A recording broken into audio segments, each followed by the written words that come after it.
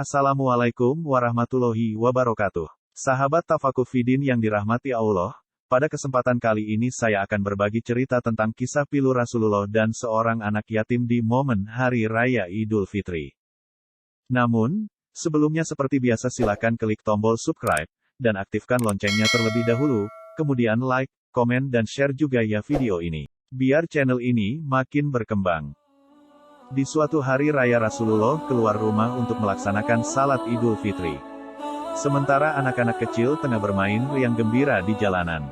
Tetapi tampak seorang anak kecil duduk menjauh berseberangan dengan mereka. Dengan pakaian sangat sederhana dan tampak murung, ia menangis terseduh. Melihat fenomena ini Rasulullah segera menghampiri anak tersebut. "Nak, mengapa kau menangis? Kau tidak bermain bersama mereka?" Rasulullah membuka percakapan.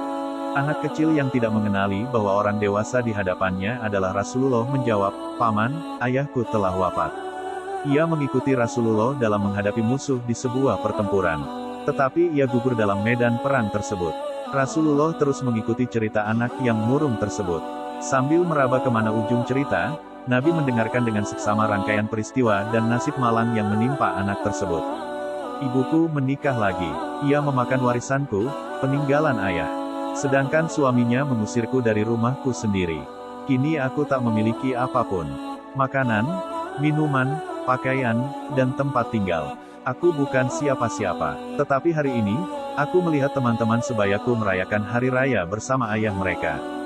Dan perasaanku dikuasai oleh nasib kehampaan tanpa ayah. Untuk itulah aku menangis."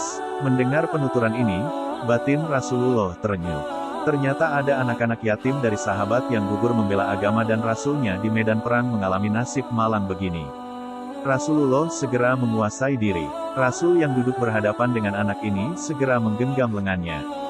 "Nak, dengarkan baik-baik. Apakah kau sudi bila aku menjadi ayah, Aisyah menjadi ibumu, Ali sebagai paman, Hasan dan Hussein sebagai saudara, dan Fatimah sebagai saudarimu?" tanya Rasulullah. Mendengar tawaran itu, anak ini mengerti seketika bahwa orang dewasa di hadapannya tidak lain adalah Nabi Muhammad SAW. "Kenapa tak sudi, ya Rasulullah?" jawab anak ini dengan senyum terbuka. Rasulullah kemudian membawa anak angkatnya pulang ke rumah. Di sana anak ini diberikan pakaian terbaik. Ia dipersilakan makan hingga kenyang. Penampilannya diperhatikan lalu diberikan wangi-wangian. Setelah beres semuanya, ia pun keluar dari rumah Rasulullah dengan senyum dan wajah bahagia. Melihat perubahan drastis pada anak ini, para sahabatnya bertanya, "Sebelum ini kau menangis, tetapi kini kau tampak sangat gembira." "Benar sahabatku, tadinya aku lapar, tetapi lihatlah, sekarang tidak lagi. Aku sudah kenyang. Dulunya aku memang tidak berpakaian, tetapi kini lihatlah. Sekarang aku mengenakan pakaian bagus. Dulu memang aku ini yatim, tetapi sekarang aku memiliki keluarga yang sangat perhatian. Rasulullah ayahku, Aisyah ibuku, Hasan dan Hussein saudaraku, Ali pamanku, dan Fatimah adalah saudariku. Apakah aku tidak bahagia?" Mendengar sahabatnya, mereka tampak menginginkan nasib serupa. "Aduh, cobalah ayah kita juga gugur pada peperangan itu sehingga kita juga diangkat sebagai anak oleh Rasulullah." Waktu terus berjalan. Usia semakin bertambah. Kebahagiaan anak ini pun lenyap ketika selang beberapa tahun setelah itu Rasulullah SAW meninggal dunia. Meratapi kepergian ayah angkat paling mulia ini, ia keluar rumah seraya menaburkan debu di atas kepalanya.